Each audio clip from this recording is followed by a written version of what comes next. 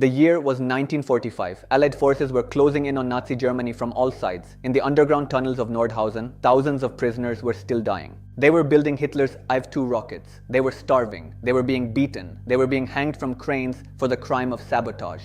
The smell of death was so thick that American soldiers who liberated the camp would describe it as the saddest scene I have ever witnessed. Months later, the same government that liberated those prisoners began recruiting the men who built that factory, not to put them on trial, but to give them American citizenship, to give them American homes, to give them American medals, and to ask them to build the rockets that would take Americans to the moon. Question: how does the US government, having just prosecuted war criminals at Nuremberg, simultaneously recruit over 1,500 of those same Nazis? How does President Truman sign a directive banning ardent Nazis, while his own agencies place literal paperclips on files to mark them for cursory review? How does a man who watched prisoners being hanged end up receiving the NASA Distinguished Service Medal? The answer is Operation Paperclip. Let me start with the mechanism. The Joint Intelligence Objectives Agency, the JIOA. Its job was simple: recruit German scientists before the Soviet Union could get them. It became Operation Paperclip because recruiters placed paperclips on the files they wanted. A paperclip meant don't look too closely. It meant this guy is one of ours. President Truman tried to stop it. On September 3, 1946, he issued a memorandum explicitly prohibiting the recruitment of anyone with Nazi affiliations. But the JIOA had no intention of following that order. JIOA Director Bosque Wev dismissed Nazi histories as a picayune detail. The JIOA began systematically sanitizing dossiers. They removed references to Nazi party membership. They erased SS affiliations. They downplayed evidence of war crimes. And they did this for 765 recruits. The State Department objected repeatedly. They rejected over 300 dossiers. They warned military agencies were bypassing protocols. But the JIOA overrode them. And they won. Because in the calculus of Cold War competition, technology trumped justice. Every time. Now let me introduce you to Wernher von Braun, the father of the American space program. What the sanitized biographies don't tell you is that he joined the Nazi Party in 1937. He became an SS officer in 1940. He rose to the rank of major, with his promotions signed personally by Heinrich Himmler. He visited the Mittelwerk factory at least 12 times.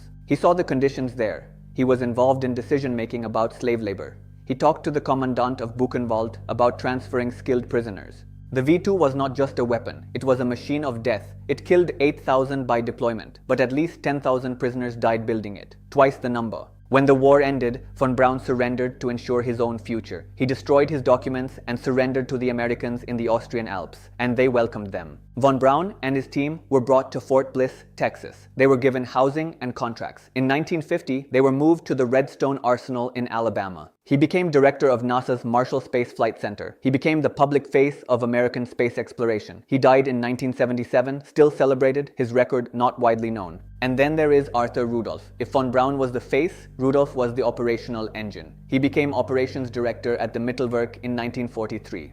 He oversaw production using 12,000 slave laborers. An estimated 20,000 people died across the program. Rudolph was present at hangings. He witnessed executions. After the war, he was recruited to America. He served as program manager for the Saturn V.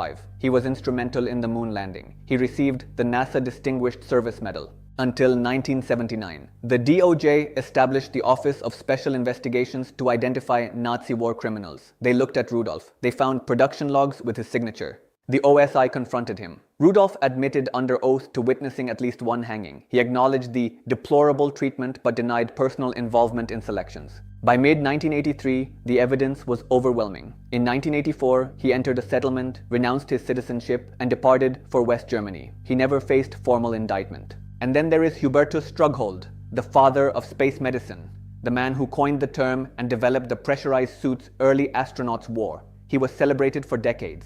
During World War II, his subordinates conducted high-altitude experiments at Dachau. They locked inmates in pressure chambers. 80 prisoners died outright. Many others were frozen. In 1942, these experiments were presented at a conference Strughold attended. A 1946 memorandum listed Strughold as one of 13 individuals implicated in Dachau war crimes. In 2004, evidence surfaced of oxygen deprivation experiments on 6 epileptic children from a euthanasia center. The methodology was identical to Dachau, and he was given citizenship. Strughold was investigated 3 times but never indicted. He died in 1986 at his Texas ranch, celebrated as a pioneer. The bodies he stepped over were forgotten. Mainstream narratives frame this as a Cold War necessity. The declassified files destroy that. The choice was never that binary. The US had its own scientists and captured technology. The JIOA chose to bring the men because they were valuable as symbols. To do that, they had to erase the past. They had to create sanitized biographies and hide SS memberships. These were not forced participants. Von Braun's SS membership was not nominal. Rudolf was a 100% Nazi. Strughold oversaw institutes using euthanasia victims. They were committed functionaries. In 1984, Rudolph's supporters wrote to Reagan claiming achievement outweighed wartime activities. They believed technological achievement could wash away moral complicity. That mindset endures. Operation Paperclip is not ancient history. It is a mirror. It shows what happens when science is decoupled from ethics. The same logic drives American foreign policy today. The declassified JIOA files are at the National Archives. The evidence is there. The smoking gun. The proof that the government made a deliberate choice to recruit criminals. In 1969, von Braun was celebrated as the architect of Apollo 11, but the rockets were built by slave labor, the suits designed by men who killed prisoners. The flag was carried by Nazi expertise. This is the same kind of lie as the Gulf of Tonkin, a lie told for 62 years. The Cutler and JIOA documents prove otherwise. The apology in 2010 was not the end. Should the US government be required to revoke all honors given to paperclip recruits? Or is the argument that we needed them enough to let their sanitized legacies stand? You decide.